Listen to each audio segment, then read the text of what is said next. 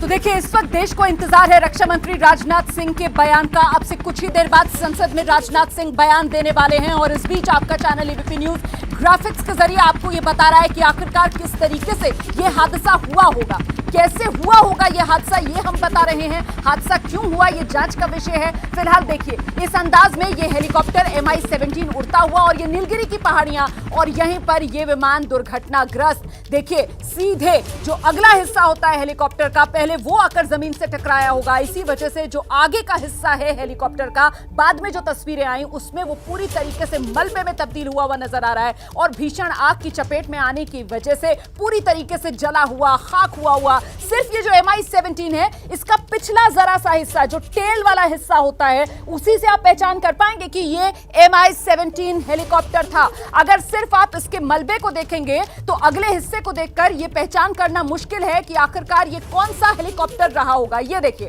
ये Russian made MI-17 और कितना भीषण ये हादसा रहा होगा, ये दुर्घटना रही होगी कि अगला हिस्सा पूरी तरीके से पिचका हुआ, मलबे में तब्दील हुआ, जला हुआ, खाक हुआ कि आगे के हिस्से को देखकर तो आप पहचान कर ही नहीं सकते हैं। और सीधे आपको एक बार फिर से लेकर चलते हैं शोभना के पास अपडेट्स के लिए।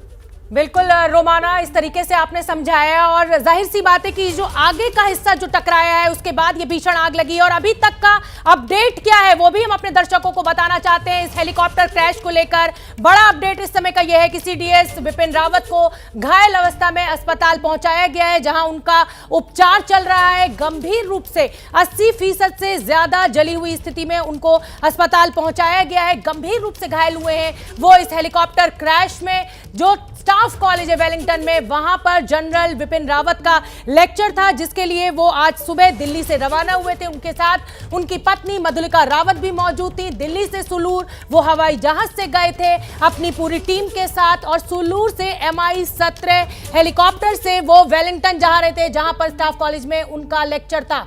सुलूर से वेलिंगटन की दूरी लगभग 53 किलोमीटर की है। 15 से 20 मिनट का ये फ्लाइंग टाइम था MI-17 हेलीकॉप्टर से और ये दुर्घटनाग्रस्त हुआ है। ये तस्वीरें विचलित कर सकती हैं। ये तस्वीरें तमिलनाडु के कुन्नूर से, हादसे वाली जगह से हम आपको दिखा रहे हैं। घायलों को अस्पताल में ले जाया जा रहा है। रेस्क्यू ऑपरेशन की ये तस्वीरें हैं। जो लोग गंभीर रूप से घायल हैं उनको फौरन मौके से अस्पताल शिफ्ट किया जा रहा है उनके उपचार के लिए। 14 लोग इस हेलीकॉप्टर में सवार थे, जो अभी तक का ताजा अपडेट है। ताजा अपडेट के हिसाब से जो लोग हैं, घायलों की संख्या 5 लोग गंभीर रूप से घायल हैं। 8 लोगों को अस्पताल में भर्ती कराया गया है। 4 लोगों की मृत्यु हो गई है। इस हादसे में CDS विपिन रावत गंभीर रूप से घायल हुए हैं। सेना के बेस अस्पताल में उनका उपचार इस समय लगातार जारी है। रेस्क्यू ऑपरेशन की ये तस्वीरें जो स्थानीय प्रशासन के द्वारा, सेना के अधिकारियों के द्वारा, पुलिस ऑफिसर्स के द्वारा वहां पर मौके पर पहुंचाया जा रहा है, मदद की जा रही है। और हम आपको यह भी बताना चाहते हैं कि मुख्यमंत्री MK स्टालिन ने DGP को आदेश दे दिया है मौके पर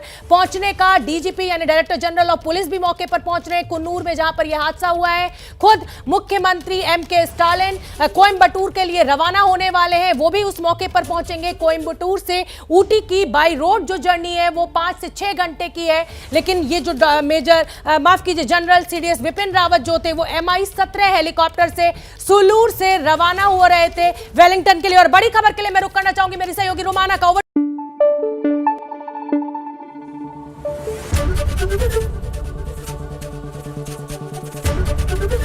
ABP न्यूज आपको रखे आगे।